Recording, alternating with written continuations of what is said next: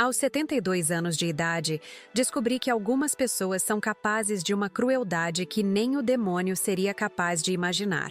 Meu nome é Rosalina Ferreira, moro aqui em Curitiba, no bairro Água Verde, e durante 7 décadas neste planeta, acreditei que família era sinônimo de proteção, carinho e respeito. Como eu estava enganada. Hoje estou aqui no canal Vovó Lembrou para dividir com vocês uma experiência que abalou completamente as estruturas da minha existência. Uma situação tão absurda, tão baixa, tão desumana, que mesmo agora, 2 anos depois, ainda tenho dificuldade para acreditar que realmente aconteceu comigo.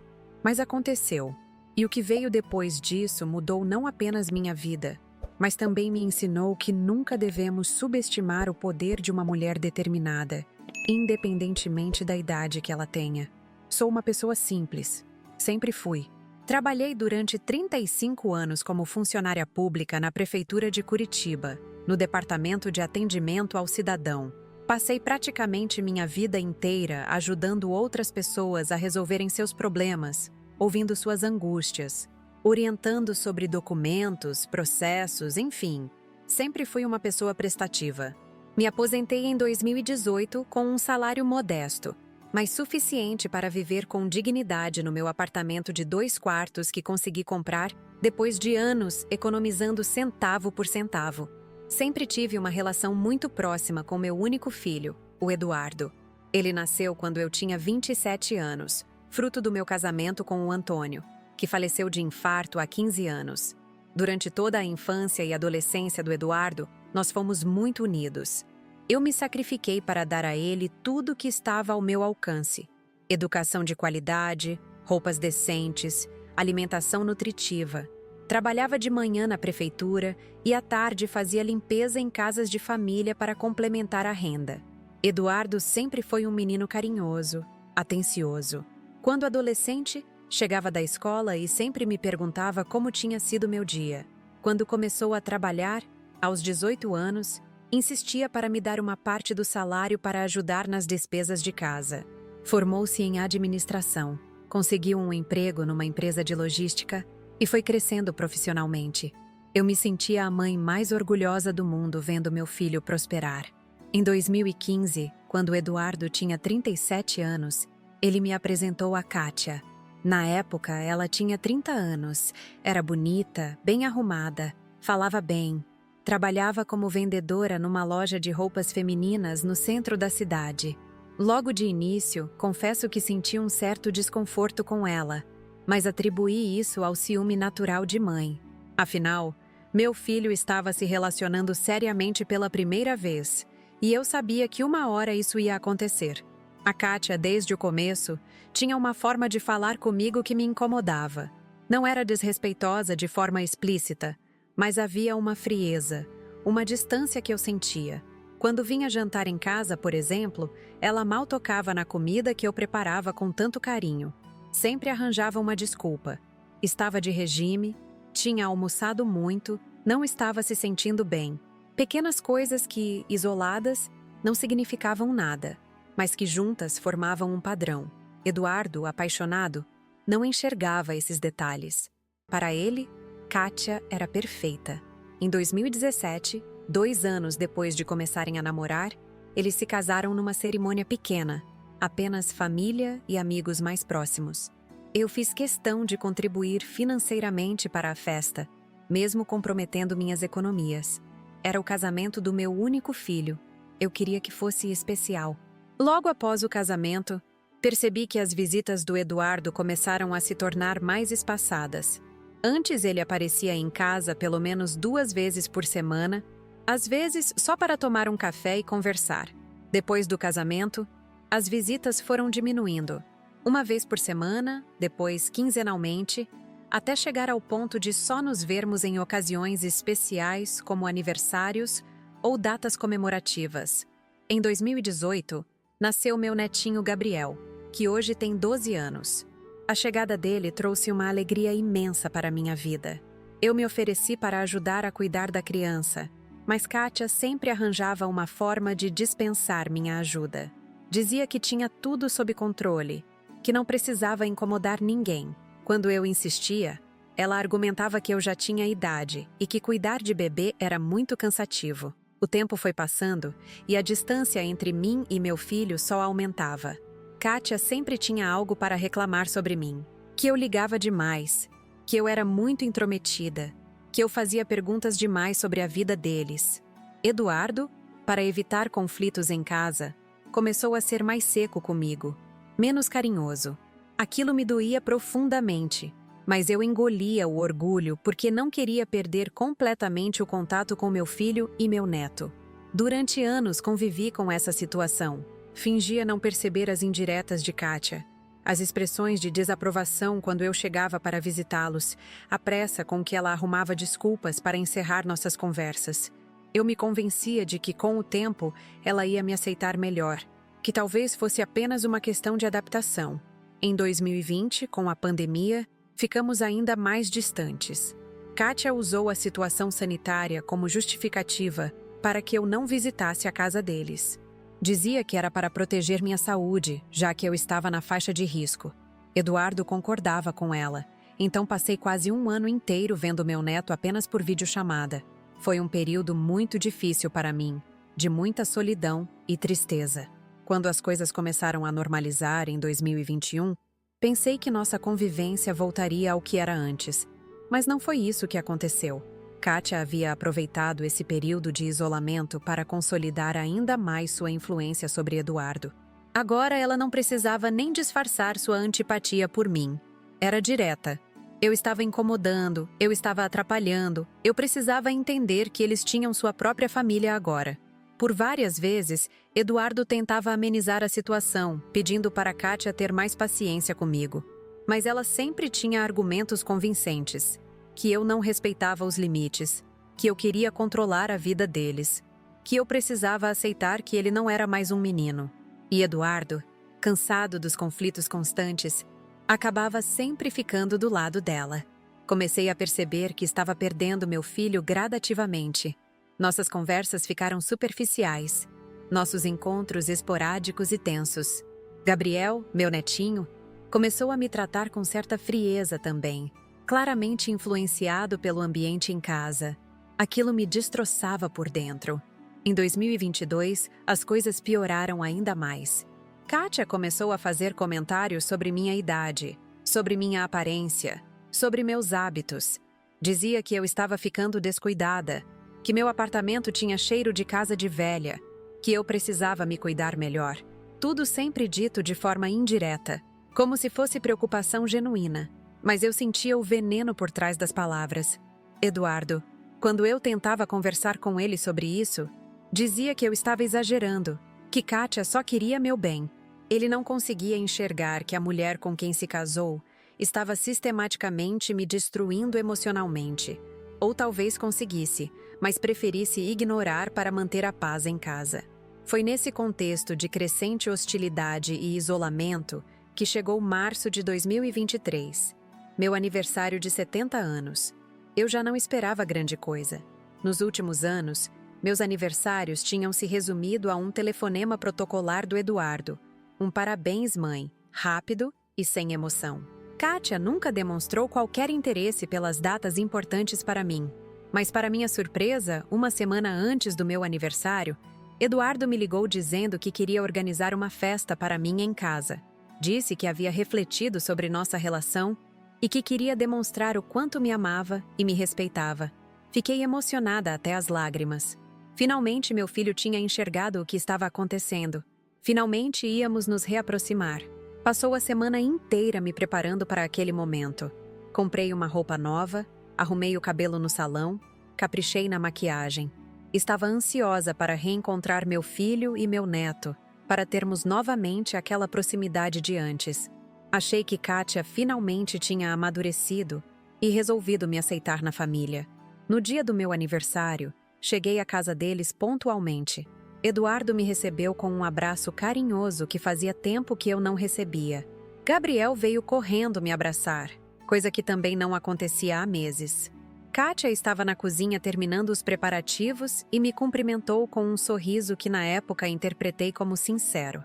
A mesa estava linda, com toalha branca, flores amarelas, que são minhas favoritas, os pratos bonitos que eles ganharam de casamento.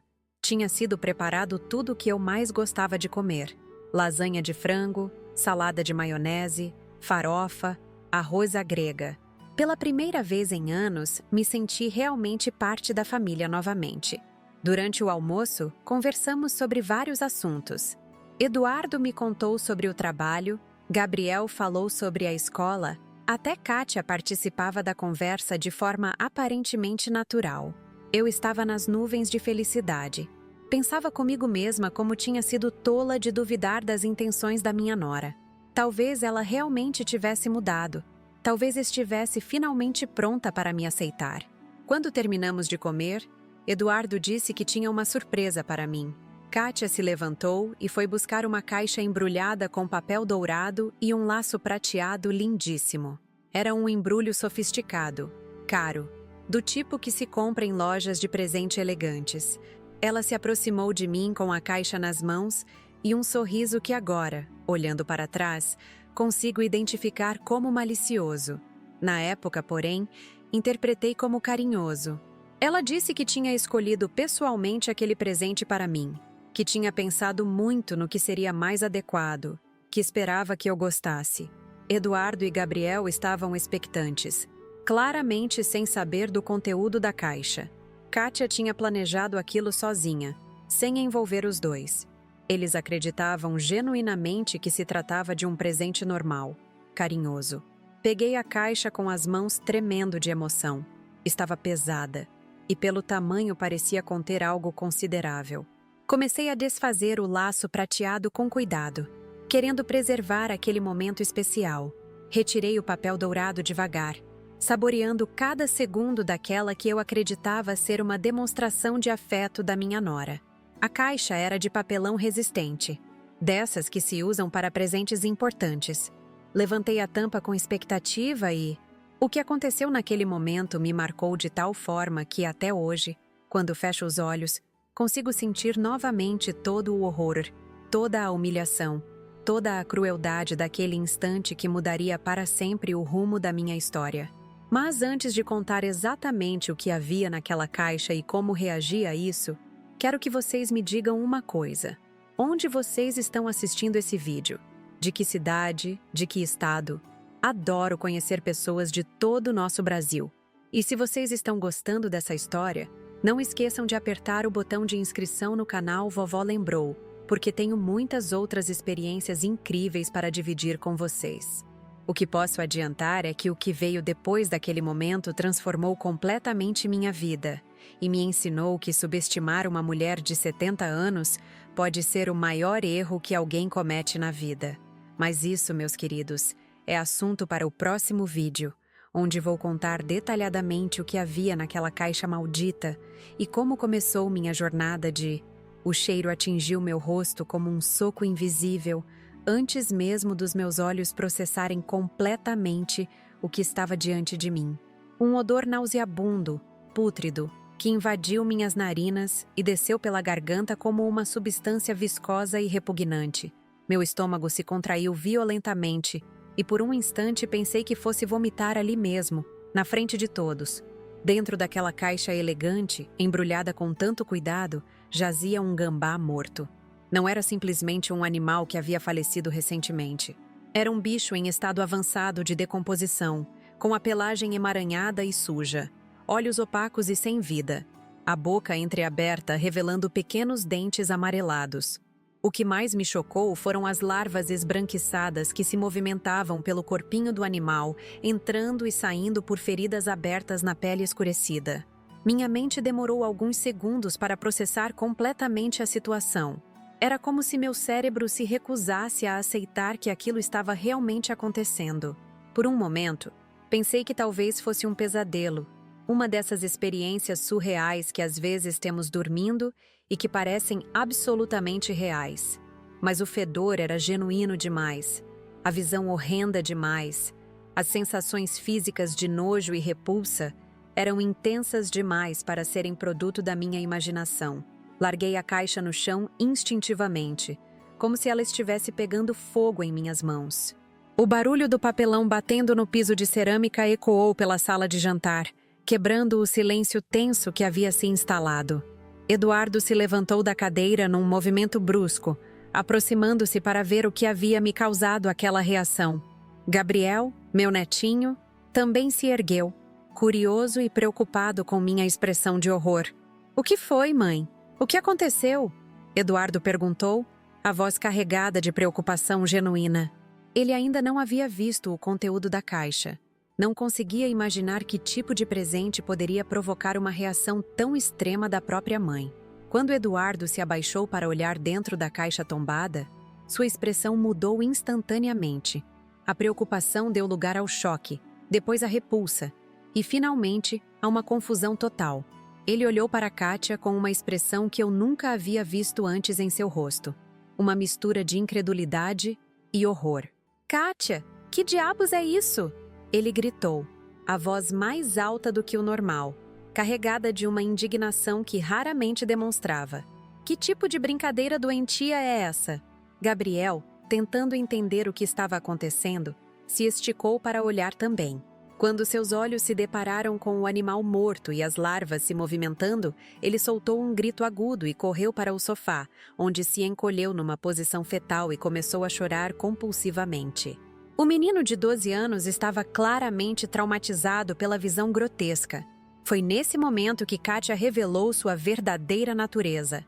Em vez de demonstrar qualquer tipo de arrependimento, constrangimento ou tentativa de explicação, ela simplesmente sorriu. Não foi um sorriso envergonhado ou nervoso. Foi um sorriso calculado, frio, cruel. Um sorriso que expressa satisfação com o sofrimento alheio.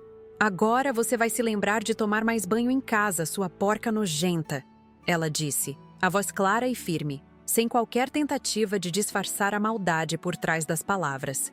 "Porque o cheiro que você exala é exatamente esse que está saindo dessa caixa." O silêncio que se seguiu foi ensurdecedor. Eduardo ficou paralisado, como se não conseguisse processar que aquelas palavras cruéis haviam saído da boca da própria esposa. Eu senti como se tivesse levado um tapa na cara com uma força descomunal. A humilhação foi tão intensa que por alguns instantes perdi completamente a capacidade de fala. As lágrimas começaram a escorrer pelo meu rosto sem que eu conseguisse controlá-las. Não eram lágrimas apenas de tristeza, mas de uma dor profunda que parecia vir de um lugar muito além do emocional. Era uma dor física, visceral, que se espalhou pelo meu peito como fogo líquido. Senti como se meu coração estivesse sendo espremido por mãos invisíveis. "Kátia, você enlouqueceu?" Eduardo finalmente conseguiu articular as palavras, mas sua voz soava fraca, quase inaudível. Mesmo indignado, ele parecia mais confuso do que verdadeiramente zangado. Era como se não conseguisse acreditar que a mulher com quem se casara fosse capaz de tamanha crueldade. "Não me venha com essa, Eduardo", Kátia respondeu com uma naturalidade perturbadora. "Você sabe muito bem que sua mãe tem problemas de higiene. Quantas vezes você mesmo não reclamou comigo sobre o cheiro dela quando vem aqui em casa? Eu só estou sendo honesta pela primeira vez." Essa segunda investida foi ainda mais devastadora que a primeira. Saber que meu próprio filho havia comentado sobre mim de forma negativa com a esposa, que eles haviam discutido minha suposta falta de higiene nas minhas costas, foi como receber uma punhalada trapaceira. A sensação de traição foi avassaladora. Eduardo ficou vermelho de vergonha, claramente desconfortável por ter sido exposto dessa forma. Eu nunca disse isso, Kátia. Você está inventando coisas", ele murmurou, mas sua voz não soava convincente nem para ele mesmo. Eu podia ver em seus olhos que havia alguma verdade no que Kátia estava revelando. "Mentiroso", ela retrucou com um desdém que gelou meu sangue. "Você disse sim, várias vezes. Disse que ela tem cheiro de remédio e mofo, que a casa dela é abafada e que você se sente mal quando fica lá muito tempo. Não adianta negar agora só porque ela está aqui." Cada palavra era como uma lâmina sendo cravada no meu peito. A realidade de que meu filho, a pessoa mais importante da minha vida, havia tecido comentários depreciativos sobre mim em conversas íntimas com sua esposa era simplesmente insuportável. Toda a confiança, todo o amor incondicional que eu nutria por ele, Estava sendo destroçado naquele momento. Gabriel continuava chorando no sofá, claramente assustado e confuso com a atmosfera de hostilidade que havia tomado conta da casa. O menino olhava alternadamente para o pai, para a mãe e para mim, como se esperasse que alguém explicasse por que os adultos estavam se comportando daquela forma tão estranha e cruel. Kátia, pare com isso! Você está sendo injusta! Eduardo tentou se posicionar, mas sua defesa soou hesitante e pouco convincente. Era óbvio que ele estava dividido entre proteger a mãe e evitar um conflito maior com a esposa. Sua postura corporal denunciava que ele não estava disposto a enfrentar Kátia de forma decisiva. Injusta? Ela riu com uma gargalhada sarcástica que ecoou pela casa. Eduardo, sua mãe tem 70 anos e não consegue se cuidar direito. Olha o estado dela. O cabelo despenteado, a roupa amassada, aquele cheiro característico de pessoa que não se banha adequadamente. Eu só estou dizendo o que todo mundo pensa, mas tem medo de falar. Instintivamente, levei a mão ao cabelo e depois ao nariz, tentando sentir se realmente havia algum odor desagradável em mim. Naquele momento de vulnerabilidade extrema, comecei a questionar minha própria percepção. Talvez ela estivesse certa. Talvez eu realmente estivesse negligenciando minha higiene sem perceber. Talvez as pessoas realmente sentissem repulsa por mim e fossem educadas demais para comentar. Esses pensamentos de autodúvida foram talvez o aspecto mais perverso de toda aquela situação.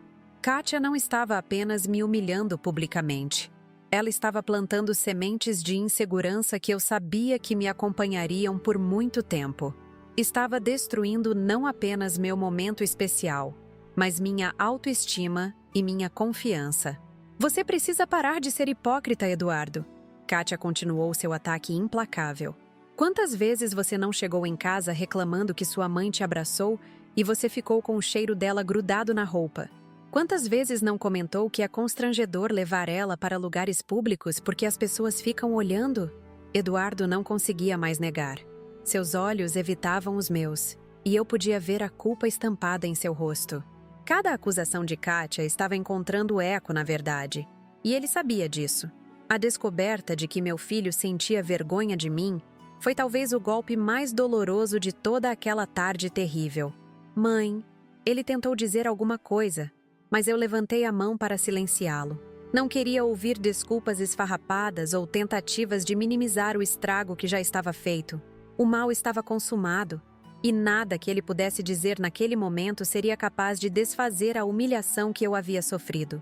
Respirei fundo, tentando reunir os fragmentos da minha dignidade que restavam espalhados pelo chão daquela sala de jantar. Olhei diretamente para Kátia, encarei aqueles olhos frios e calculistas, e pela primeira vez em anos me permiti sentir algo além de tristeza em relação a ela.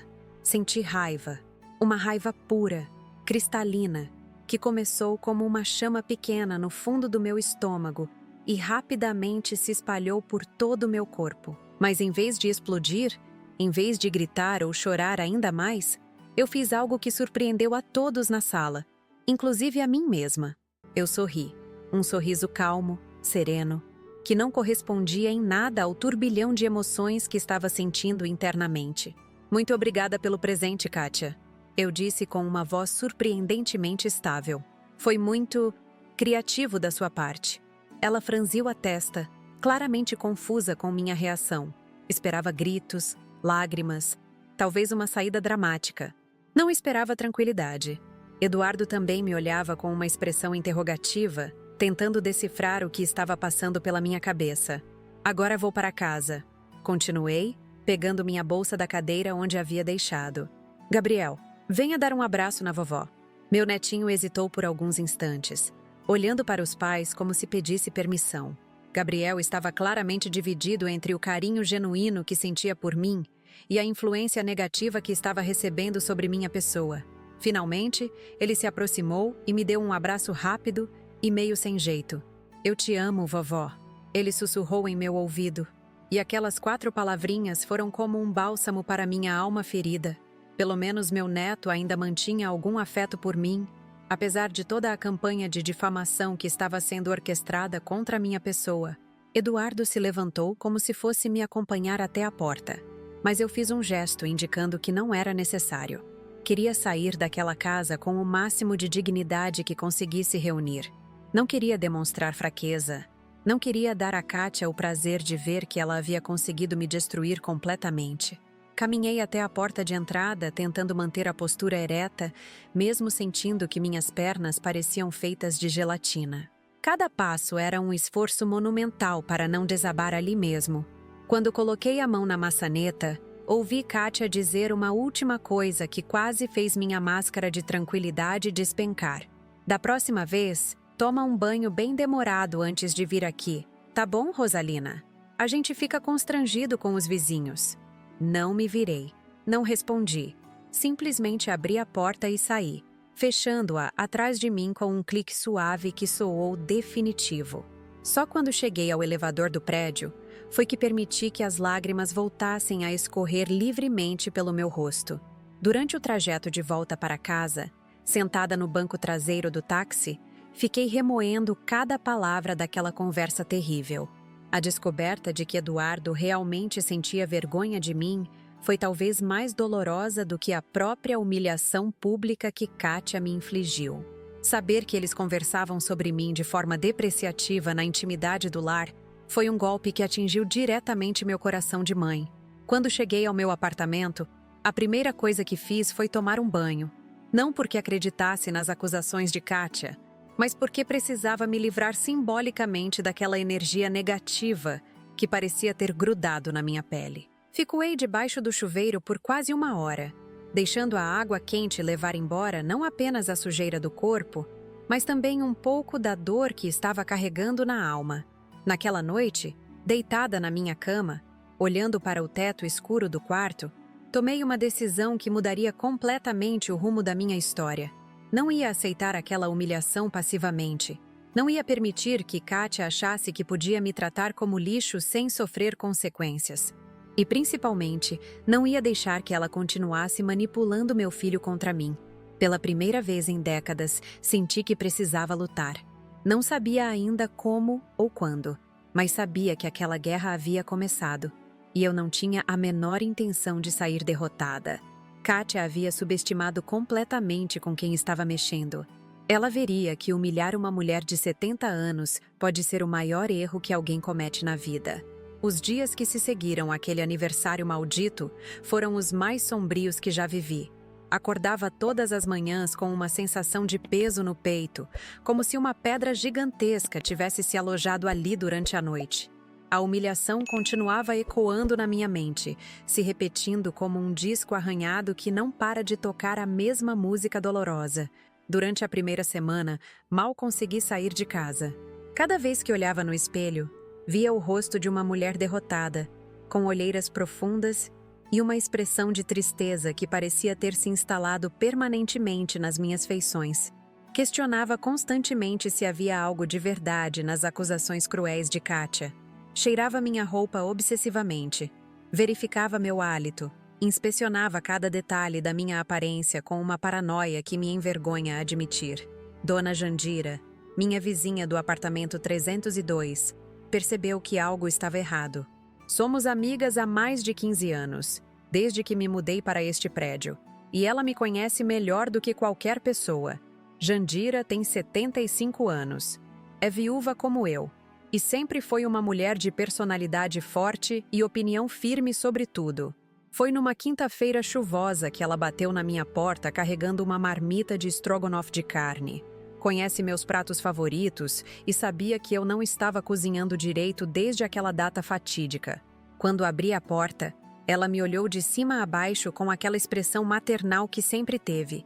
"Rosalina Ferreira, você vai me contar agora mesmo o que aconteceu", disse ela, entrando sem cerimônia e colocando a marmita na mesa da cozinha. "Faz 1 semana que não vejo você nem no corredor, nem na portaria, nem na padaria da esquina. Isso não é normal." Tentei inventar desculpas, dizer que estava apenas um pouco indisposta. Mas Jandira não é mulher de aceitar enrolação. Ela se sentou na cadeira da minha mesa de jantar, cruzou os braços e ficou me encarando com aquele olhar penetrante que sempre usava quando queria a verdade. Foi quando desabei completamente. Contei tudo, desde o presente horrendo até as palavras venenosas de Kátia, passando pelas revelações sobre Eduardo ter comentado negativamente sobre mim. Jandira me ouviu em silêncio absoluto, apenas balançando a cabeça de vez em quando, com uma expressão que misturava indignação e determinação. Essa víbora desgraçada! Ela explodiu quando terminei meu relato. Como ela teve coragem de fazer uma coisa dessas? E seu filho, esse frouxo, deixando a mulher humilhar a própria mãe dessa forma? As palavras de Jandira foram como um tapa na cara que eu precisava. Durante dias havia me culpado, questionado se merecia aquele tratamento, me perguntado se era realmente uma pessoa problemática.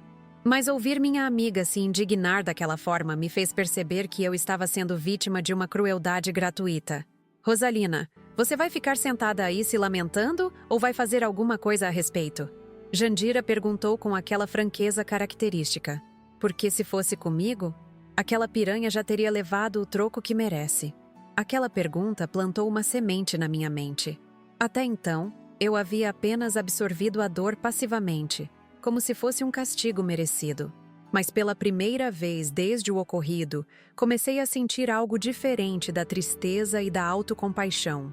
Comecei a sentir raiva novamente, mas agora de forma mais focada, mais direcionada. Jandira passou o resto da tarde comigo, me encorajando a não aceitar aquela situação. Ela me lembrou de todas as vezes que eu havia ajudado outras pessoas, de como sempre fui uma mãe dedicada, de quantos sacrifícios havia feito pelo Eduardo ao longo dos anos. Gradualmente, comecei a recuperar um pouco da minha autoestima. Naquela noite, depois que Jandira foi embora, fiquei acordada até muito tarde pensando na conversa que tivemos. Uma ideia começou a se formar na minha mente, ainda vaga e indefinida, mas presente. Se Kátia pensava que podia me destruir impunemente, ela estava redondamente enganada. Eu ia descobrir seus pontos fracos, suas vulnerabilidades, e quando chegasse a hora certa, ela saberia o que significa mexer com Rosalina Ferreira. Na segunda-feira seguinte, comecei minha investigação silenciosa. Não tinha experiência alguma nesse tipo de coisa, mas a determinação estava me impulsionando de forma que eu mesma não esperava. Comecei observando os horários de Kátia, algo que nunca havia feito antes por não ter motivo. Eduardo e Kátia moram num condomínio a cerca de 10 quarteirões da minha casa. É um lugar bonito, com portaria 24 horas e jardim bem cuidado. Comecei a passar por lá durante minhas caminhadas matinais, fingindo que era apenas parte do meu trajeto de exercício. O porteiro da manhã, seu Arlindo, é um senhor simpático que já me conhecia de vista das vezes que visitei meus parentes. Durante alguns dias, apenas observei. Kátia saía de casa sempre às 9h30 da manhã nas terças e quintas. Eduardo já tinha partido para o trabalho há 1 hora, e Gabriel estava na escola. Ela voltava invariavelmente às 11h40, sempre muito bem arrumada, com a aparência de quem havia passado tempo se cuidando. Na primeira semana, pensei que realmente fossem idas ao salão de beleza, como ela sempre alegava. Afinal, mulher vaidosa como ela poderia perfeitamente gastar 2 horas numa sessão de manicure, pedicure e cabelo. Mas havia algo no comportamento dela quando retornava que me intrigava. Ela olhava discretamente para os lados antes de entrar no prédio, como se quisesse ter certeza de que ninguém a estava observando. Foi Dona Jandira quem me deu a ideia de seguir Kátia mais de perto. Se ela está fazendo alguma coisa errada, você precisa descobrir o quê? Ela disse durante uma de nossas conversas vespertinas no meu apartamento. Mulher que humilha a sogra dessa forma tem rabo preso em algum lugar. Pode ter certeza. A sugestão me assustou inicialmente. Nunca havia seguido ninguém na minha vida. E a ideia me parecia algo saído de filme policial. Mas quanto mais pensava a respeito, mais a curiosidade me consumia. Havia algo estranho naquela rotina tão certinha de Kátia, algo que não batia com a personalidade espontânea que ela normalmente demonstrava. Na terça-feira da terceira semana após meu aniversário desastroso, tomei coragem para colocar o plano em ação. Saí de casa às 9 horas, cheguei próximo ao condomínio deles às 9h15 e me posicionei numa padaria do outro lado da rua, onde podia observar a entrada principal sem ser notada. Às 9h30 em ponto, Kátia emergiu do prédio usando um vestido azul marinho elegante, sapatos de salto médio e uma bolsa de couro marrom. Estava impecável, como sempre, mas havia algo na sua linguagem corporal que me chamou a atenção. Ela olhava constantemente por cima do ombro, caminhava mais rápido que o normal e verificava o celular obsessivamente. Mantive uma distância segura enquanto a seguia pela Rua das Flores, depois pela Avenida Presidente Vargas. Meu coração batia acelerado, e eu me sentia como uma espiã amadora tentando não ser descoberta. Várias vezes pensei em desistir e voltar para casa, mas a necessidade de descobrir a verdade era mais forte que o medo. Para minha surpresa total, Kátia não se dirigiu a salão algum. Em vez disso, ela entrou num prédio residencial na Rua dos Pinheiros, um edifício de classe média com fachada amarela e portão de ferro. Fiquei observando da calçada oposta, escondida atrás de uma árvore frondosa, tentando entender o que estava acontecendo. O prédio era bem menor que o dela, com apenas 4 andares e sem porteiro. Kátia usou uma chave para abrir o portão, o que significava que ela tinha acesso livre àquele local. Entrou como se fosse a coisa mais natural do mundo, sem hesitação ou constrangimento. Claramente não era a primeira vez que visitava aquele endereço. Fiquei ali parada por quase 2 horas, alternando entre a árvore e um banco de praça próximo, tentando parecer casual enquanto mantinha os olhos grudados na entrada do edifício. Às 11h35, Kátia finalmente saiu, mas agora sua aparência estava ligeiramente diferente. O cabelo, que estava perfeitamente arrumado quando chegou, parecia um pouco bagunçado. A blusa estava amarrotada de forma sutil, e ela caminhava com a expressão de quem acabara de viver uma experiência intensa. Quando ela desapareceu na esquina, dirigi-me até o prédio para tentar descobrir mais informações. Havia uma lista de moradores fixada na parede ao lado do portão, protegida por um vidro. Examinei os nomes, procurando alguma pista sobre quem Kátia estava visitando. Foi então que vi Ronaldo Mesquita, apto 204. O nome me soou familiar, mas não conseguia localizar onde havia ouvido antes. Voltei para casa com a mente fervilhando de possibilidades e suspeitas. Aquele comportamento secretivo de Kátia definitivamente não era compatível com uma simples ida ao salão de beleza. Durante os dias seguintes, não consegui pensar em outra coisa. O nome Ronaldo Mesquita ecoava na minha cabeça, e eu tinha certeza de que o conhecia de algum lugar. Foi durante uma conversa com Jandira, enquanto tomávamos café na varanda dela, que a ficha caiu. Ronaldo Mesquita. Esse nome me parece conhecido. Comentei casualmente, fingindo desinteresse. Não é aquele homem casado que mora ali perto da farmácia Santa Terezinha? Jandira franziu a testa, concentrando-se. Ah, sim. É aquele moreno alto de bigode que sempre anda com terno, mesmo aos fins de semana. A esposa dele é aquela mulher loira, meio baixinha, que trabalha no banco, não é? Meu sangue gelou. Ronaldo Mesquita era um homem casado, pai de 2 filhas adolescentes, e Kátia estava visitando o apartamento dele regularmente enquanto Eduardo trabalhava e Gabriel estudava. As peças do quebra-cabeça começaram a se encaixar de forma devastadora. Jandira, eu disse tentando manter a voz calma.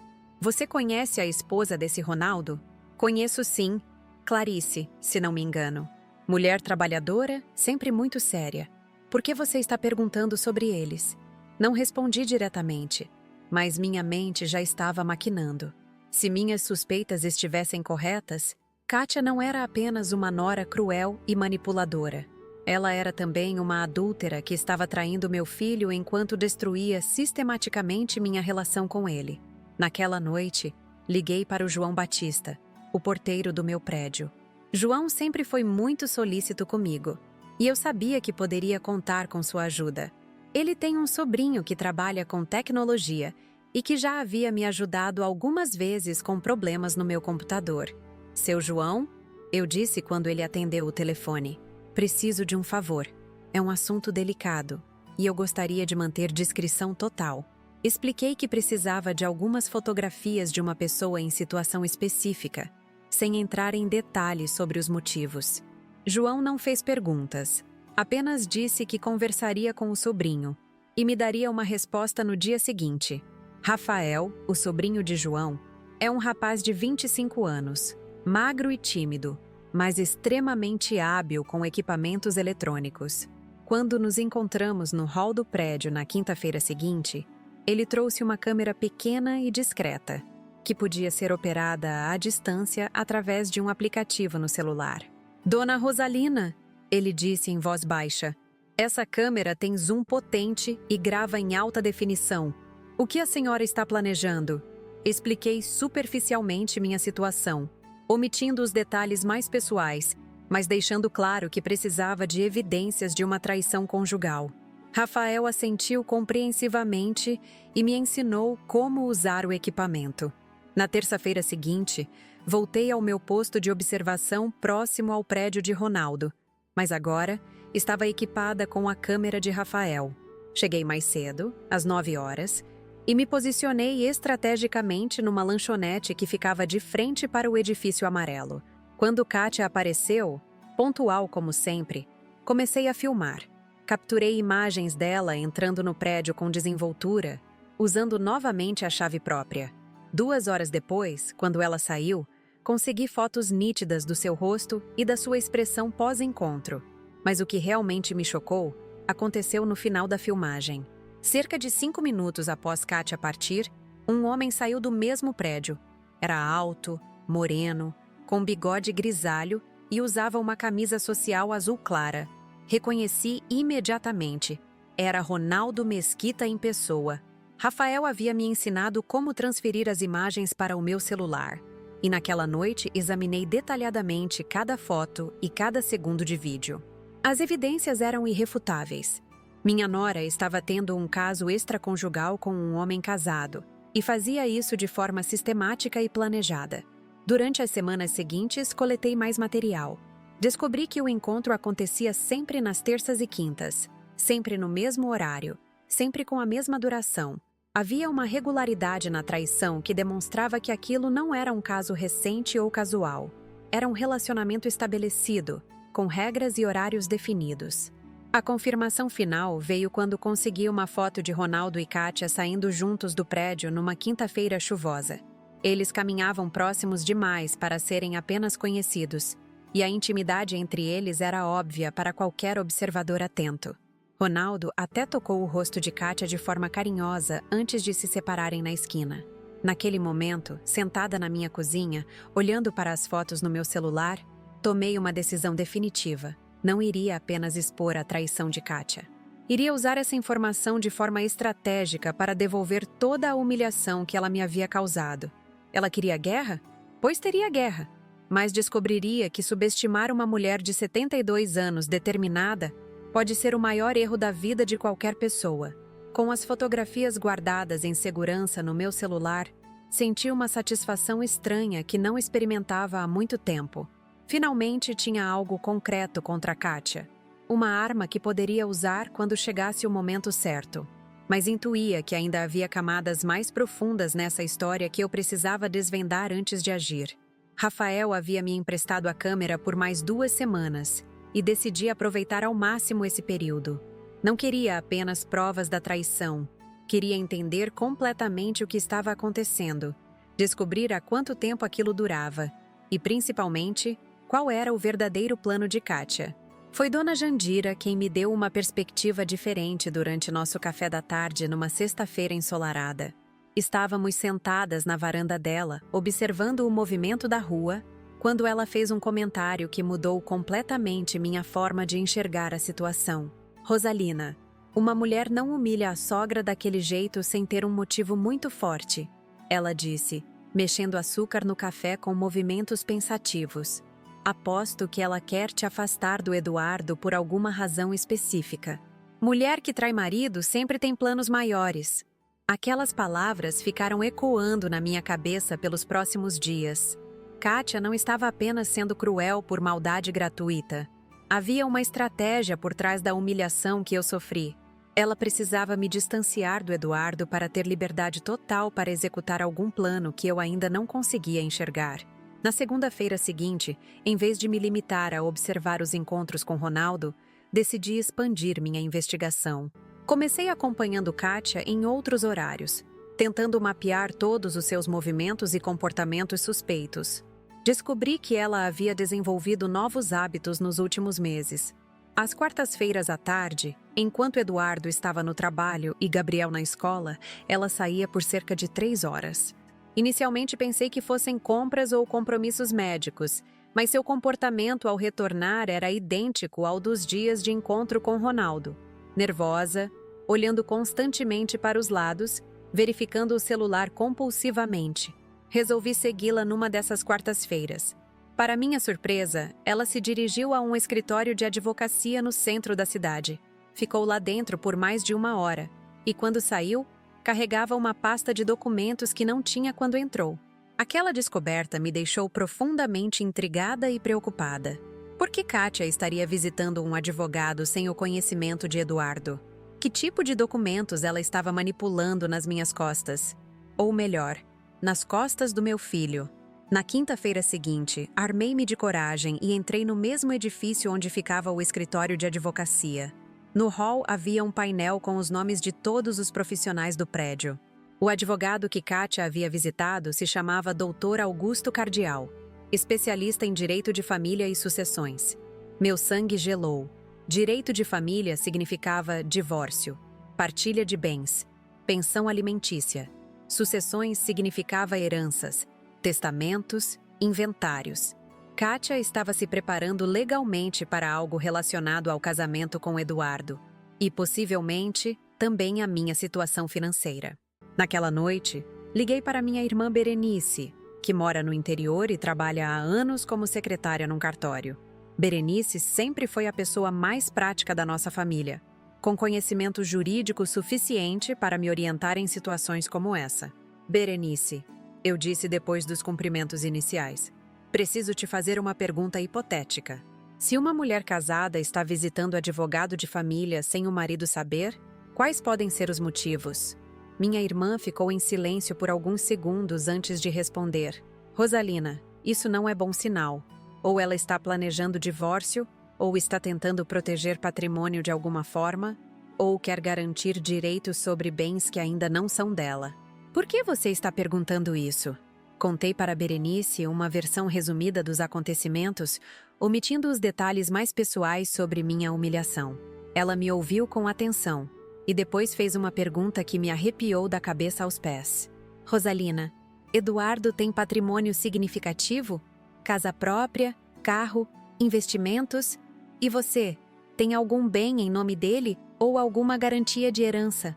As perguntas da minha irmã me fizeram perceber que eu conhecia muito pouco sobre a situação financeira real do meu filho. Eduardo sempre foi reservado sobre dinheiro, e eu nunca me intrometia nesses assuntos. Sabia que ele trabalhava numa empresa boa, que tinham conseguido financiar um apartamento decente, mas não tinha ideia sobre investimentos ou outros bens. Quanto à herança, a situação era ainda mais nebulosa. Quando meu marido Antônio faleceu, deixou nosso apartamento e algumas economias. Nunca fiz testamento formal, então legalmente Eduardo era meu único herdeiro. Mas se ele se divorciasse de Kátia após alguns anos de casamento, ela teria direito à parte dos bens dele, e indiretamente isso poderia afetar também minha herança futura. Berenice, eu perguntei com a voz trêmula, você acha que ela pode estar planejando algo contra Eduardo? E contra mim? Irmã, uma mulher que consulta advogado de família escondido do marido está definitivamente planejando alguma coisa. E se ela está te afastando dele sistematicamente, pode ser para facilitar essa estratégia. Você precisa descobrir exatamente o que está acontecendo. Depois dessa conversa com Berenice, minha investigação ganhou uma urgência que não tinha antes. Não era mais apenas uma questão de orgulho ferido ou desejo de vingança pessoal. Havia uma possibilidade real de que Kátia estivesse planejando prejudicar financeiramente tanto a mim quanto ao Eduardo. Na semana seguinte, concentrei minhas energias em descobrir mais sobre a relação entre Kátia e Ronaldo. Havia algo naquele caso que não se limitava a uma simples traição por paixão. A regularidade dos encontros, a desenvoltura com que ela entrava no apartamento dele, tudo sugeria um relacionamento com propósitos que iam além do romântico. Foi durante uma de minhas vigílias que presenciei algo que me forneceu a peça que faltava no quebra-cabeça. Era uma quinta-feira chuvosa, e eu estava abrigada numa farmácia próxima ao prédio de Ronaldo quando vi algo inusitado. Kátia chegou como sempre, pontual e elegante. Mas dessa vez, em vez de subir diretamente para o apartamento, ela parou no jardim lateral do edifício. Havia um pequeno quintal nos fundos, e ela se dirigiu até lá com uma sacola plástica nas mãos. Observei com curiosidade crescente enquanto ela caminhava pelo quintal, claramente procurando por alguma coisa específica. Depois de alguns minutos, ela parou próximo a um canteiro de plantas e se abaixou. Quando se levantou, a sacola estava visivelmente mais pesada e cheia. Meu coração acelerou quando compreendi o que havia testemunhado. Kátia estava coletando algo no quintal de Ronaldo. E considerando o presente nojento que ela havia me dado, eu tinha uma suspeita terrível sobre o que poderia ser. Esperei ela subir para o apartamento e depois me aproximei discretamente do quintal. Havia um portão lateral que dava acesso ao jardim e felizmente não estava trancado. Entrei cautelosamente, fingindo estar procurando um endereço. O que vi me deixou nauseada, mas também me encheu de uma raiva fria e calculista. Próximo ao canteiro onde Kátia havia parado, havia restos de pequenos animais mortos. Gambás, ratazanas, até um gato que parecia ter sido atropelado. Era óbvio que Ronaldo usava aquele espaço para descartar animais mortos que encontrava ou coletava, talvez por trabalhar em alguma função relacionada ao controle de pragas urbanas. Naquele momento, tudo ficou cristalino. O gambá putrefato que Kátia colocou na caixa do meu aniversário não foi encontrado por acaso. Ela havia planejado meticulosamente aquela humilhação, visitando o quintal de Ronaldo especificamente para escolher o animal mais nojento que conseguisse encontrar. A descoberta foi devastadora, mas também libertadora. Finalmente eu tinha a compreensão completa da extensão da maldade de Kátia. Ela não apenas me odiava, ela havia investido tempo e energia consideráveis para arquitetar a humilhação mais cruel possível. Durante o trajeto de volta para casa, minha mente fervilhava com essas novas informações. Kátia estava traindo Eduardo com Ronaldo, consultando o advogado de família sem o conhecimento do marido, e havia planejado minuciosamente minha humilhação pública usando animais mortos coletados no quintal do amante. Mas havia ainda uma peça faltando nesse quebra-cabeça complexo. Eu precisava descobrir qual era exatamente o plano dela em relação ao divórcio e ao patrimônio. Havia uma sensação incômoda de que a situação era ainda mais grave do que eu imaginava. Na sexta-feira seguinte, tomei uma decisão arriscada. Liguei para o escritório do Dr. Augusto Cardeal, fingindo ser uma amiga de Kátia interessada em serviços advocatícios similares. A secretária foi muito solícita e me forneceu informações gerais sobre os tipos de processo que o escritório conduzia. Nossa especialidade são divórcios litigiosos com partilha de bens complexa. Ela explicou com profissionalismo. Dr. Augusto é muito experiente em casos onde há patrimônio significativo envolvido e questões de herança que podem complicar o processo. Aquelas palavras confirmaram meus piores temores. Kátia não estava apenas planejando se divorciar de Eduardo. Estava planejando um divórcio combativo, provavelmente alegando algum tipo de abuso ou abandono, para conseguir a maior parte possível dos bens dele. Depois de desligar o telefone, sentei-me na minha poltrona favorita e finalmente consegui enxergar o quadro completo. Kátia estava conduzindo uma campanha sistemática para destruir minha relação com Eduardo, facilitando assim uma futura alegação de que ele era um homem influenciável e emocionalmente instável. Ao mesmo tempo, mantinha um relacionamento com Ronaldo que poderia servir como válvula de escape emocional durante o processo de divórcio. O plano dela era diabólico em sua simplicidade. Primeiro, me afastar completamente do Eduardo, fazendo-o acreditar que eu era um fardo e uma fonte de problemas em sua vida. Depois, quando chegasse o momento apropriado, alegar que o casamento se tornara insustentável devido a interferências familiares e pressões externas. Com um bom advogado e argumentos bem construídos, ela conseguiria uma partilha favorável dos bens conjugais. E a humilhação do gambá morto no meu aniversário não foi apenas crueldade gratuita. Foi uma estratégia para me fazer reagir de forma emocional e irracional, criando evidências de que eu era uma pessoa problemática e potencialmente perturbadora da paz familiar. Mas Kátia havia cometido um erro fatal. Ela subestimou completamente minha capacidade de descobrir a verdade e planejar uma resposta apropriada. Durante décadas trabalhando no atendimento público, aprendi a lidar com pessoas manipuladoras e a identificar quando alguém estava tentando me enganar. Naquela noite, liguei novamente para Rafael e pedi para manter a câmera por mais uma semana. Precisava de evidências ainda mais concretas antes de executar meu plano de retaliação. Queria fotografias de Kátia saindo do escritório de advocacia, documentos se possível, e, principalmente, queria uma gravação dela e Ronaldo em situação que não deixasse dúvidas sobre a natureza do relacionamento. Rafael concordou em me ajudar e até sugeriu instalar um equipamento de áudio mais sofisticado que poderia captar conversas à distância. Estava claro que ele havia se interessado pelo caso e queria ver como a situação se desenrolaria. Durante o fim de semana, finalizei meu plano de vingança. Não seria algo impulsivo ou emocional. Seria uma retaliação cirúrgica, planejada nos mínimos detalhes, que exporia publicamente toda a rede de mentiras e manipulações que Kátia havia construído. Ela queria jogar sujo? Perfeito. Mas descobriria que uma mulher de 72 anos com tempo livre, determinação inabalável e nada a perder, pode ser a adversária mais perigosa que alguém pode enfrentar na vida. O jogo estava apenas começando, e eu tinha a intenção de vencer de forma tão devastadora que Kátia jamais esqueceria o dia em que decidiu humilhar Rosalina Ferreira. Com todas as evidências reunidas e meu plano meticulosamente traçado, chegou o momento de executar a retaliação mais elaborada da minha vida. Eram 2 semanas depois das últimas descobertas sobre o quintal de Ronaldo, e eu havia dedicado cada dia ao planejamento dos mínimos detalhes daquilo que seria o fim da farsa de Kátia. O primeiro passo foi escolher a data perfeita. Queria que fosse um domingo, quando toda a família estivesse disponível e relaxada. Mas, principalmente, queria que fosse numa data em que Clarice, a esposa de Ronaldo, também pudesse comparecer. Descobri através de conversas casuais com vizinhos que ela trabalhava de segunda a sexta no banco, então domingo seria ideal para ela também. Liguei para Eduardo numa quarta-feira à noite, 3 semanas após meu aniversário desastroso.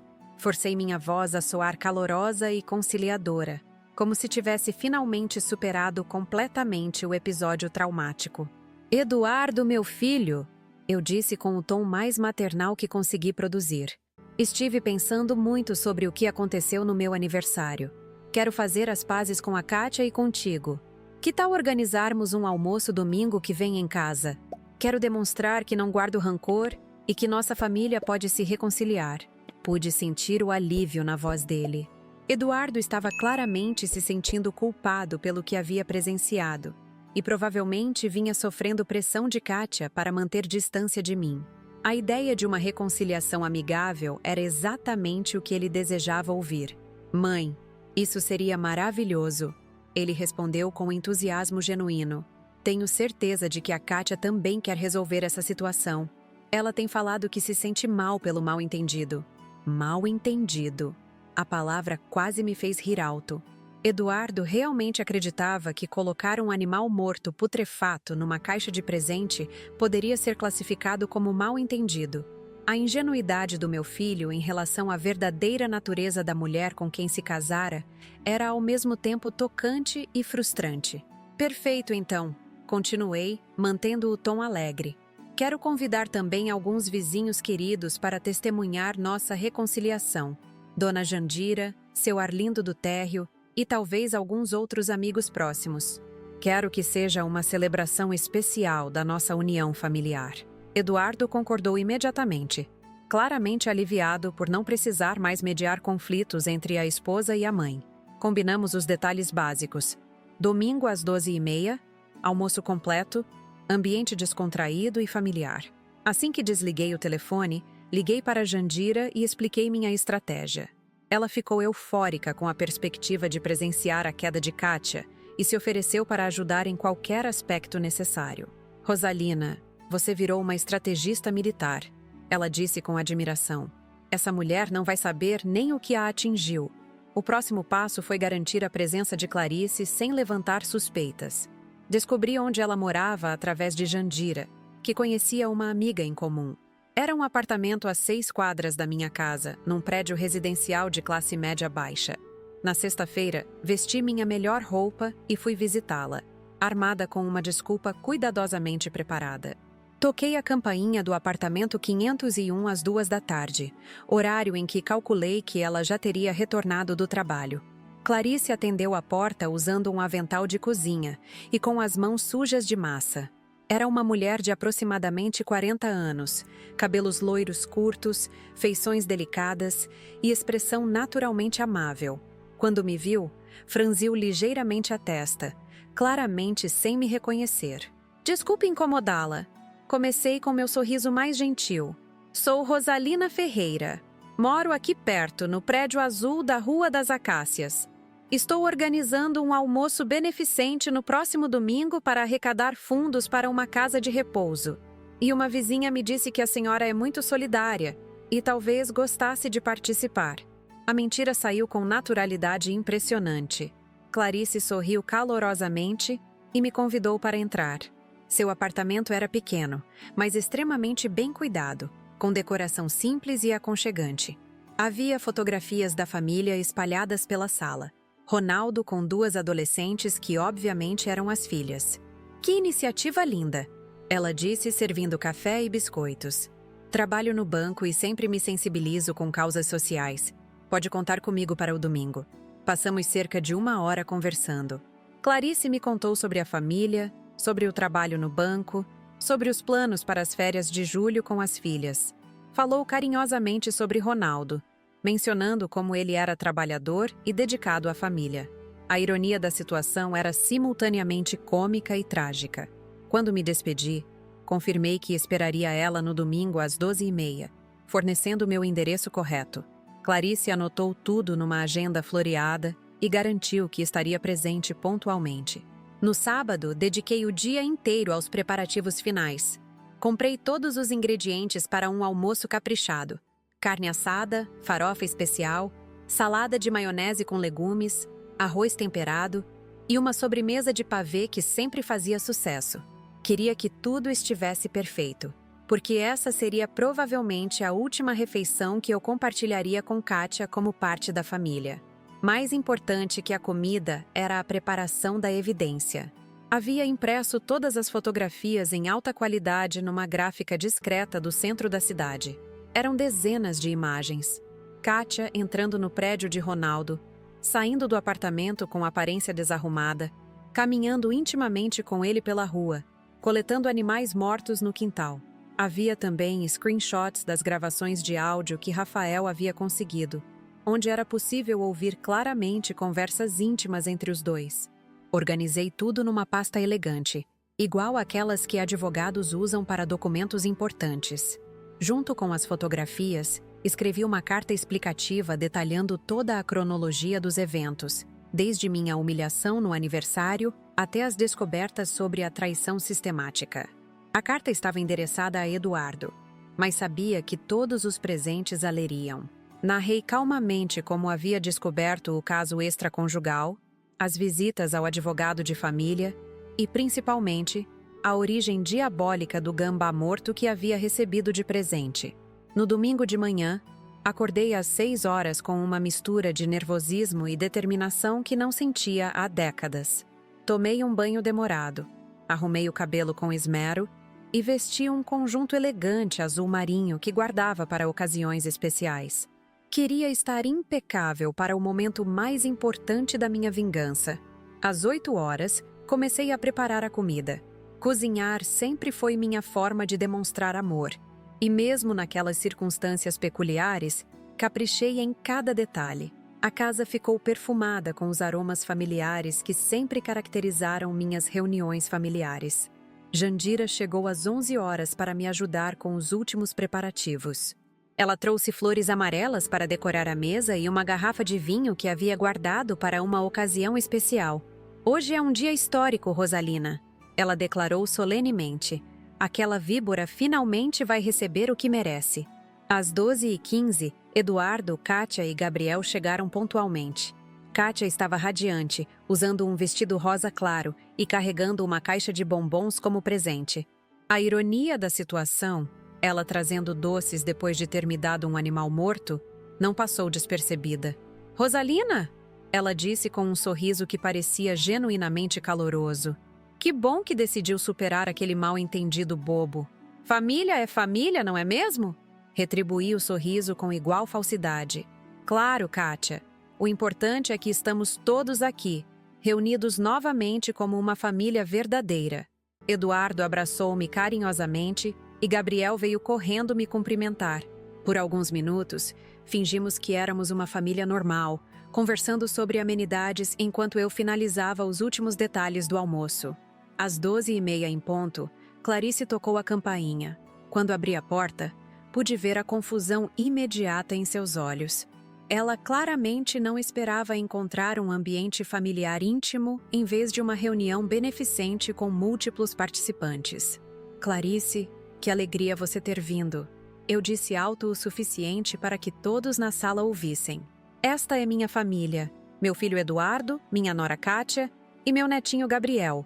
E esta é nossa querida vizinha Clarice, esposa do Ronaldo Mesquita." O silêncio que se seguiu foi ensurdecedor. Vi Kátia empalidecer instantaneamente, como se tivesse visto um fantasma. Eduardo olhou confuso, sem entender por que o nome Ronaldo Mesquita havia provocado uma reação tão forte na esposa. Clarice, ainda sem compreender completamente a situação, cumprimentou todos educadamente. Kátia conseguiu murmurar um "muito prazer", quase inaudível, evitando contato visual direto.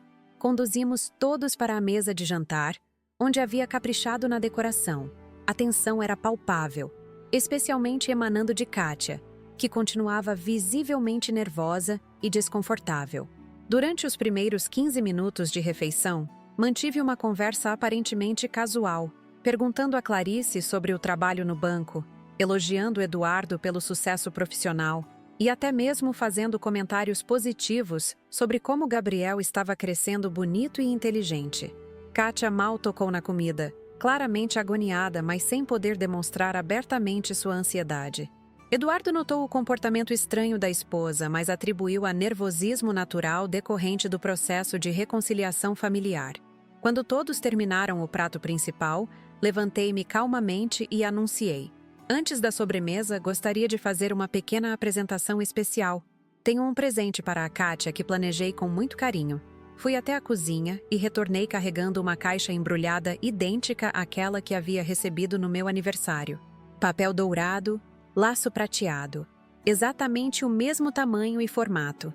A semelhança era tão perfeita que até Eduardo reconheceu imediatamente. "Kátia, querida", eu disse com voz doce como mel. "Chegou minha vez de retribuir sua generosidade. Escolhi este presente pensando especificamente em você, considerando seus interesses e atividades recentes." Coloquei a caixa diretamente na frente dela. Kátia olhou para o embrulho como se fosse uma bomba prestes a explodir. Suas mãos tremiam visivelmente e gotas de suor começaram a aparecer na sua testa. "Pode abrir", incentivei com entusiasmo teatral. "Tenho certeza de que vai adorar." Com movimentos hesitantes, Kátia começou a desfazer o laço prateado. Eduardo e Gabriel observavam com curiosidade, enquanto Clarice mantinha um sorriso educado sem suspeitar de nada. Jandira estava visivelmente contendo o riso, antecipando o espetáculo que estava por vir. Quando Kátia levantou a tampa da caixa, encontrou todas as fotografias organizadas cronologicamente, junto com a carta explicativa. A primeira foto mostrava ela entrando no prédio de Ronaldo usando a chave própria. A segunda capturava o momento em que eles se beijavam na calçada. A terceira documentava sua coleta de animais mortos no quintal. O rosto de Kátia passou por uma sequência rápida de expressões: choque, terror, desespero e, finalmente, uma raiva impotente. Eduardo se inclinou para ver o conteúdo da caixa e sua expressão mudou instantaneamente de curiosidade para incredulidade total. Clarice, percebendo que algo estava acontecendo, também olhou para as fotografias. Quando reconheceu o marido nas imagens, soltou um grito abafado e levou as mãos à boca. "Eduardo, Eu disse com voz calma, mas carregada de emoção contida. Essas fotografias documentam as atividades da sua esposa nas terças e quintas de manhã pelos últimos 2 meses. Descobri que ela não estava indo ao salão de beleza, como sempre alegou. Eduardo pegou as fotos com mãos trêmulas, examinando cada uma detalhadamente. Gabriel, percebendo a tensão crescente, começou a ficar inquieto e assustado. Kátia, Eduardo disse com voz rouca. O que é isso? Quem é esse homem? Antes que ela pudesse responder, Clarice explodiu. Esse homem é meu marido, Ronaldo Mesquita. Vocês estão dizendo que... A realização atingiu Clarice como um tapa. Ela se levantou bruscamente da cadeira, derrubando o copo de vinho no processo. O líquido vermelho se espalhou pela toalha branca como sangue numa bandagem. Sua ordinária! Clarice gritou para Kátia. Você está dormindo com meu marido! Há quanto tempo isso está acontecendo? Kátia tentou negar, balbuciando desculpas incoerentes e alegando que as fotos eram montagens ou mal-entendidos. Mas as evidências eram irrefutáveis demais, e sua própria reação de pânico denunciava a culpa. Eduardo continuava olhando as fotografias, sua expressão evoluindo de choque para uma fúria fria que eu nunca havia presenciado antes. Quando chegou na imagem de Kátia coletando animais mortos, ele finalmente compreendeu a extensão completa da traição. Você planejou humilhar minha mãe usando o lixo que pegou na casa do seu amante? Ele perguntou com uma voz baixa e perigosa. Você destruiu nossa família por causa de um caso extraconjugal? Naquele momento, Kátia finalmente abandonou todas as tentativas de negação e revelou sua verdadeira natureza. Sim, Eduardo. Sim, estou com o Ronaldo há 8 meses. E sim, peguei aquele gambá podre no quintal dele especificamente para dar para sua mãe nojenta. O silêncio que se seguiu foi absoluto. Gabriel começou a chorar, claramente traumatizado por presenciar a desintegração completa da família. Clarice estava hiperventilando, apoiada na parede para não desmaiar. Eduardo parecia estar processando as informações em câmera lenta. E você sabe por quê? Kátia continuou em fúria autodestrutiva. Porque sua mãe é um estorvo, um empecilho na nossa vida. Eu queria que ela sumisse da nossa existência para que eu pudesse viver em paz. Foi então que Eduardo explodiu. Cale a boca! Ele gritou com uma intensidade que fez todos na sala estremeceram. Como você ousa falar assim da minha mãe? Como você teve coragem de humilhá-la daquela forma? Kátia recuou instintivamente, claramente assustada com a reação violenta que havia provocado. Eduardo se levantou da cadeira, tremendo de raiva, e apontou para a porta. Saia da minha casa! Saia agora mesmo! Nosso casamento acabou neste exato momento. Clarice, que havia se recomposto parcialmente, se aproximou de Kátia com ameaça explícita. E se você se aproximar do meu marido novamente, eu garanto que vai se arrepender pelo resto da vida. Kátia tentou uma última cartada desesperada, apelando para Eduardo com lágrimas falsas e promessas de mudança. Mas o estrago estava feito completamente. Eduardo não demonstrava nenhum fragmento de compaixão ou disposição para perdão. Em menos de 10 minutos, Kátia havia recolhido seus pertences pessoais e saído da casa definitivamente. Clarice partiu logo em seguida, prometendo que teria uma conversa muito séria com Ronaldo naquele mesmo dia. Quando finalmente ficamos sozinhos, eu, Eduardo, Gabriel e Jandira, um silêncio reflexivo tomou conta da sala. Eduardo veio até mim e me abraçou com uma força que não demonstrava há anos. Mãe, ele disse com voz embargada, me perdoa por ter sido tão cego. Me perdoa por ter deixado ela te tratar daquela forma. Você não merecia nada disso. Naquele abraço, senti que finalmente havia recuperado meu filho. A vingança havia sido executada perfeitamente, mas mais importante que isso, a verdade havia sido revelada e a justiça havia sido feita. E assim, meus queridos telespectadores do canal Vovó Lembrou, foi como uma mulher de 72 anos conseguiu dar a volta por cima numa situação que parecia impossível de ser revertida. Quando comecei a contar essa história, muitos de vocês provavelmente pensaram que eu era apenas mais uma senhora idosa reclamando de problemas familiares. Mas espero que agora compreendam que essa narrativa é muito mais profunda do que aparentava inicialmente. Vamos relembrar juntos toda essa jornada incrível que mudou completamente o rumo da minha existência. Tudo começou no meu aniversário de 70 anos, uma data que deveria ser especial e memorável pelos motivos certos. Eu estava tão esperançosa naquele dia, acreditando genuinamente que meu filho Eduardo havia finalmente enxergado como nossa relação estava se deteriorando por culpa da influência negativa de Kátia. Durante anos, convivi com a hostilidade crescente da minha nora, sempre engolindo o orgulho e tentando manter a paz familiar.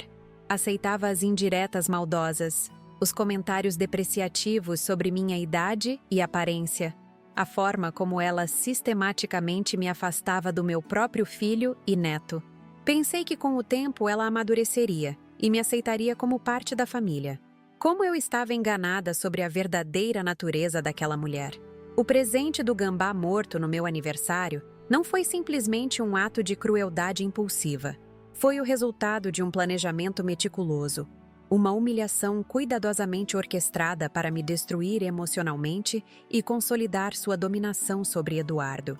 Quando abri aquela caixa elegante e me deparei com um animal putrefato infestado de larvas, senti que meu mundo havia desabado completamente. A humilhação pública, as palavras venenosas de Kátia chamando-me de fedida e porca, descobrir que meu próprio filho havia tecido comentários negativos sobre mim nas conversas íntimas com a esposa. Tudo isso me deixou arrasada de uma forma que vocês não podem imaginar. Durante dias após aquele episódio terrível, questionei minha própria sanidade e dignidade. Será que ela estava certa? Será que eu realmente era uma pessoa problemática que causava constrangimento para a família? Será que minha presença era mesmo indesejada e incômoda? Esses pensamentos autodestrutivos quase me levaram à depressão total. Foi graças à intervenção da minha querida amiga Jandira que consegui sair daquele buraco emocional. Ela me fez enxergar que eu estava sendo vítima de manipulação psicológica sistemática, que Kátia havia construído uma campanha deliberada para me desmoralizar e afastar de Eduardo. A decisão de investigar as atividades suspeitas de Kátia foi um ponto de virada fundamental na minha vida. Nunca havia imaginado que seria capaz de conduzir uma operação de vigilância, seguir alguém pelas ruas, documentar evidências de traição conjugal. Mas a necessidade de descobrir a verdade me deu coragem e determinação que não sabia possuir. Descobrir que Kátia mantinha um relacionamento extraconjugal com Ronaldo Mesquita foi chocante, mas não completamente surpreendente. Mulheres que tratam as sogras com tamanha crueldade geralmente têm outros esqueletos no armário. O que me deixou realmente indignada foi descobrir a extensão do planejamento por trás da minha humilhação. Quando vi Kátia coletando animais mortos no quintal de Ronaldo, compreendi que o gambá putrefato do meu aniversário havia sido escolhido especificamente para maximizar minha repulsa e constrangimento. Ela não encontrou aquele bicho por acaso. Ela foi buscar deliberadamente o presente mais nojento que conseguiu encontrar. Descobrir que ela estava consultando um advogado especialista em direito de família sem o conhecimento de Eduardo foi a peça final do quebra-cabeça. Kátia não estava apenas traindo meu filho emocionalmente e fisicamente. Ela estava planejando destruí-lo financeiramente através de um divórcio litigioso onde alegaria ser vítima de um casamento problemático. O plano dela era diabólico em sua sofisticação. Primeiro, me afastar completamente de Eduardo, fazendo-o acreditar que eu era fonte de problemas e constrangimentos. Depois, usar essa suposta instabilidade familiar como justificativa para um divórcio, onde ela conseguiria a maior parte possível dos bens conjugais. E durante todo esse processo, manteria Ronaldo como válvula de escape emocional e possivelmente até como futuro relacionamento após a separação. Mas Kátia cometeu um erro fatal. Ela subestimou completamente a capacidade de reação de uma mulher de 72 anos, determinada a defender sua dignidade e proteger seu filho. Durante décadas trabalhando no atendimento público, aprendi a identificar pessoas manipuladoras e a lidar com situações complexas que exigiam estratégia e paciência. O planejamento da minha vingança Foi a experiência mais gratificante que tive em anos. Cada detalhe foi pensado cuidadosamente. A escolha do domingo para garantir que todos estivessem presentes, o convite aparentemente inocente para Clarice participar de um almoço beneficente fictício, a preparação de todas as evidências fotográficas, a carta explicativa detalhando toda a cronologia dos eventos. Quando finalmente executei meu plano naquele domingo memorável, senti uma satisfação que não experimentava há muito tempo. Ver o rosto de Kátia quando ela abriu a caixa e encontrou todas as fotografias documentando sua traição foi um momento de justiça pura e cristalina. A explosão que se seguiu superou até minhas expectativas mais otimistas. Ver Clarice confrontando Kátia, presenciar Eduardo finalmente enxergando a verdadeira natureza da mulher com quem se casara, assistir ao desmascaramento completo de todas as mentiras e manipulações, foi como ver a justiça divina sendo feita diante dos meus olhos. Mas o mais importante de toda essa experiência não foi a vingança em si, foi a recuperação da minha autoestima, da minha dignidade e, principalmente, do relacionamento com meu filho e meu neto. Eduardo me pediu perdão com lágrimas nos olhos, reconhecendo que havia sido cego à manipulação que eu estava sofrendo. Gabriel voltou a me tratar com carinho genuíno, sem a frieza que havia desenvolvido sob influência da mãe. Hoje, 8 meses depois desses eventos, posso afirmar que minha vida mudou completamente para melhor. Eduardo se divorciou de Kátia dentro de 3 semanas após a revelação, e ela perdeu praticamente tudo. Não conseguiu a partilha vantajosa que planejava, porque as evidências de adultério trabalharam contra ela no processo legal. Ronaldo também enfrentou consequências severas em casa. Clarice, que era mesmo a mulher trabalhadora e digna que aparentava ser, não perdoou a traição e iniciou seu próprio processo de divórcio. Soube através de Jandira que ele perdeu a casa, teve que pagar pensão para as filhas e acabou se mudando para um apartamento minúsculo no centro da cidade. Eduardo, Gabriel e eu voltamos a ter a relação próxima e carinhosa que sempre caracterizou nossa família.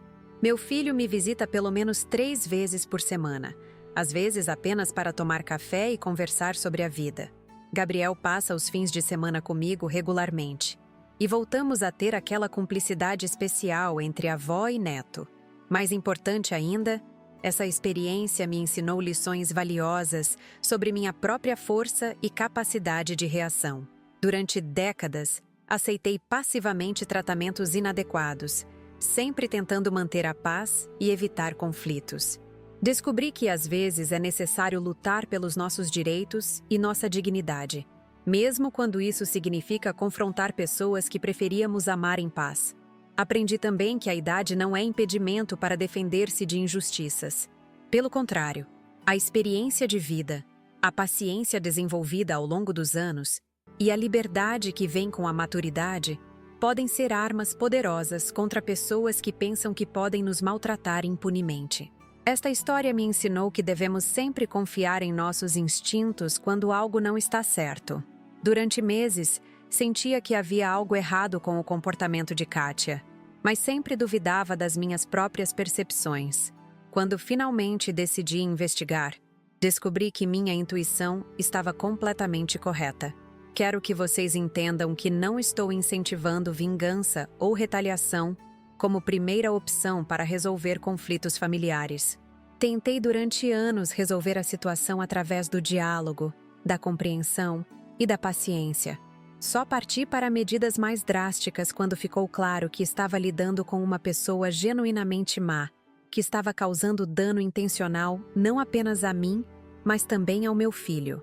O importante é nunca aceitar humilhação ou desrespeito, independentemente de quem venha e independentemente da nossa idade. Cada pessoa tem direito à dignidade básica, ao tratamento respeitoso e ao amor genuíno da família. Quando esses direitos fundamentais são violados sistematicamente, temos não apenas o direito, mas a responsabilidade de nos defendermos. Para as senhoras da minha idade que podem estar assistindo este vídeo e passando por situações similares, quero deixar uma mensagem muito clara.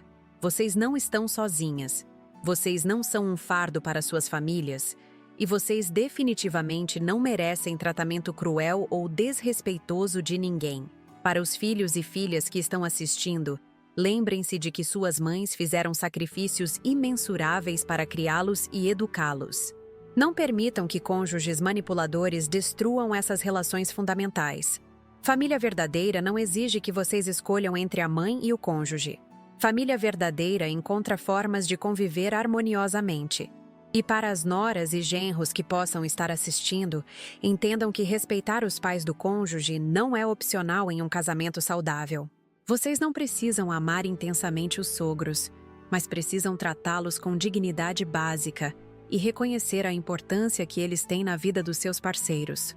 Esta experiência também me mostrou a importância de ter amigos verdadeiros como Dona Jandira, que estão dispostos a nos apoiar mesmo nas situações mais difíceis.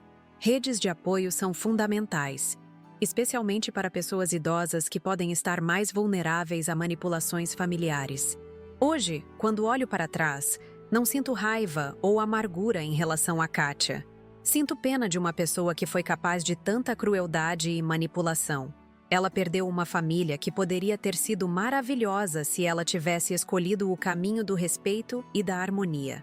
Mais do que isso, ela se revelou uma pessoa de caráter duvidoso, que provavelmente enfrentará problemas similares em futuros relacionamentos. Eduardo está muito melhor sem ela, e Gabriel está crescendo num ambiente mais saudável e honesto. Às vezes, o que parece ser uma tragédia familiar é, na verdade, uma oportunidade de limpeza que permite relacionamentos mais autênticos e positivos. Agora, meus queridos telespectadores, gostaria muito de saber o que vocês acharam desta história. Foi uma jornada longa e intensa, contar todos esses detalhes para vocês, e espero que tenham achado interessante e inspirador. Deu muito trabalho pesquisar, organizar e narrar todos esses eventos. Por isso, peço carinhosamente que demonstrem apoio deixando seus comentários. Comentem suas próprias experiências com familiares difíceis. Contem como vocês lidaram com situações de conflito familiar. Compartilhem conselhos para outras pessoas que possam estar passando por problemas similares. Seus comentários não apenas me dão muito prazer de ler, mas também criam uma comunidade de apoio entre nossos telespectadores. Se vocês gostaram desta história, por favor, deixem seu like neste vídeo. O like é fundamental para que o algoritmo do YouTube mostre nosso conteúdo para mais pessoas que possam se beneficiar dessas experiências de vida. Cada like ajuda a nossa comunidade a crescer e alcançar mais pessoas que precisam ouvir mensagens de empoderamento e superação. Inscrevam-se no canal Vovó Lembrou se ainda não fizeram isso. Tenho muitas outras histórias incríveis para compartilhar com vocês. Experiências de superação, lições de vida, aventuras familiares e muito mais conteúdo que sei que vocês vão adorar. Nosso objetivo é postar conteúdo novo regularmente, então a inscrição garante que vocês não percam nenhuma novidade. Aproveitem também para assistir nossos outros vídeos. Temos histórias de outros telespectadores, experiências de diferentes faixas etárias e uma variedade de temas que com certeza vão interessar vocês. Quanto mais tempo vocês passam no nosso canal, mais o YouTube entende que nosso conteúdo é valioso e o recomenda para outras pessoas. Agora, gostaria de fazer um pedido especial que é muito importante para a continuidade do nosso trabalho. Produzir conteúdo de qualidade diariamente tem custos significativos: equipamentos de gravação, edição de vídeo, internet de alta velocidade e muito tempo dedicado à pesquisa e preparação de cada história. Para quem tem condições e gostaria de ajudar nosso canal a crescer e trazer mais conteúdo diário, temos a opção Valeu Demais, que é uma forma de doação em dinheiro que nos ajuda imenso com os custos de produção. Qualquer quantia, mesmo pequena, faz diferença enorme no nosso orçamento e nos permite investir mais tempo e recursos em conteúdo de qualidade para vocês. O Valeu Demais não é obrigatório de forma alguma, mas para quem pode colaborar, isso seria uma ajuda fundamental para mantermos nosso trabalho e possivelmente expandir para vídeos ainda mais elaborados no futuro. Cada contribuição é muito valorizada e nos motiva enormemente a continuar compartilhando essas histórias de vida. Comentem também se vocês gostariam de ver algum tipo específico de conteúdo no nosso canal. Histórias de romance na terceira idade? Experiências profissionais interessantes? Aventuras de viagem? Conflitos familiares resolvidos de forma criativa? Suas sugestões são muito importantes para direcionarmos nosso conteúdo da forma mais interessante possível. Para finalizar, quero agradecer do fundo do coração a cada pessoa que dedicou tempo para assistir esta história completa. Sei que foram muitos minutos de atenção, e o fato de vocês terem acompanhado até aqui significa que realmente se importaram com minha experiência. Espero que esta história inspire vocês a nunca desistirem de lutar pela dignidade e pelo respeito que merecem. Espero que os encoraje a confiar em seus instintos quando algo não está certo. E, principalmente, espero que os lembre de que a idade é apenas um número quando se trata de força interior e capacidade de transformar situações aparentemente impossíveis. Um beijo carinhoso no coração de cada um de vocês e até nosso próximo encontro aqui no canal Vovó Lembrou, onde sempre teremos histórias incríveis para compartilhar e lições de vida para aprender juntos.